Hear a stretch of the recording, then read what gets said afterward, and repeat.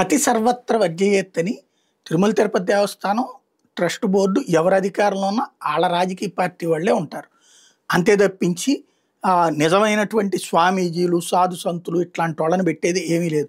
వాళ్ళ వ్యాపార ప్రయోజనాల కోసం అందులో సభ్యత్వం కావాలనుకునేవాళ్ళు, వాళ్ళ రాజకీయ ప్రయోజనాల కోసం అక్కడ కావాలనుకున్నటువంటి వాళ్ళని వందల మంది అప్లై చేసుకుంటే అందులో కొంతమందికి అదృష్టం దక్కుతుంది, అది నడుస్తుంది. అయితే అతి ప్రచారంతో జగన్ ప్రభుత్వం టైంలో ఏదో జరిగిపోయింది అన్నట్టు దుష్ప్రచారం చేసుకుంటూ సాగేటువంటి తిరుమల తిరుపతి దేవస్థానానికి సంబంధించిన దాంట్లో ఈ మధ్యన పాజిటివ్ కూడా వీళ్ళకి నష్టం అవుతుంది.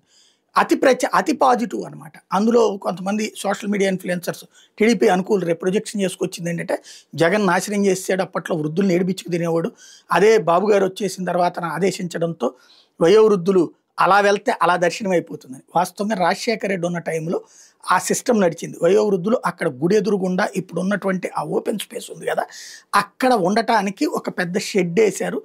ఆ షెడ్డులో వాళ్ళ వృద్ధులతో పాటు ఒక మనిషిని అలౌ చేస్తారు, వృద్ధులు వికలాంగులతో పాటు. వాళ్ళు ఆ రోజుకి 3 సార్లు టైమింగ్ పెట్టారు. అది కరుణాకర్ రెడ్డి ఉన్నప్పుడు జరిగింది, ఆదికేశవ నాయుడు ఉన్నప్పుడు జరిగింది. అక్కడ ఆ షెడ్లో ఉంటారు.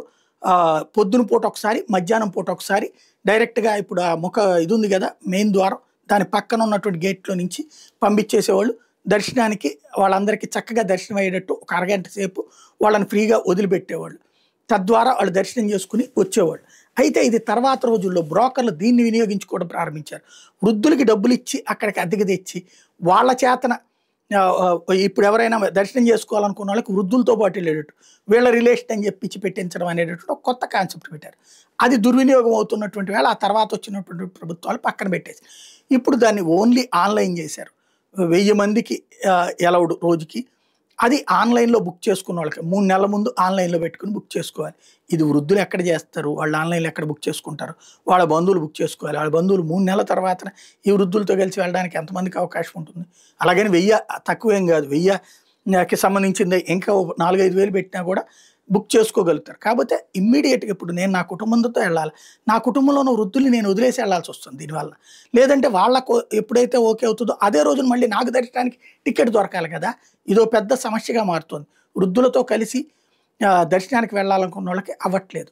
కాకపోతే ఇప్పుడు ఈ ప్రచారంలో అందరికీ అయిపోతుంది అన్నటువంటి ప్రచారాన్ని తిరుమల తిరుపతి దేవస్థానం తోసిపుచ్చింది. వయోవృద్ధులకి ఆన్లైన్లోనూ దర్శనం టోకెన్లు ఇస్తున్నారంటూ సామాజిక మాధ్యమాల్లో కొన్ని రోజులుగా తప్పుడు ప్రచారం చేస్తున్నారు. దాన్ని నమ్మద్దని తిరుమల తిరుపతి దేవస్థానం చెబితే ప్రస్తుతం నిత్యం 1000 మంది వయోవృద్ధులు దివ్యాంగుల దర్శనానికి 3 నెలల ముందుగానే ఆన్లైన్ కోటాను విడుదల చేస్తున్నామని ఆదివారం ప్రకటన పేర్కొంది. ఈ ఉచిత దర్శన టికెట్ పొందిన భక్తులకు ₹50 లడ్డు ఒకటి ఉచితంగా అందిస్తున్నామని చెప్పింది. భక్తులు అధికారిక సమాచారానికి తిరుమల.org దీంట్లో చూసుకోమని చెప్పింది. వెబ్సైట్లను సంప్రదించమని చెప్తోంది.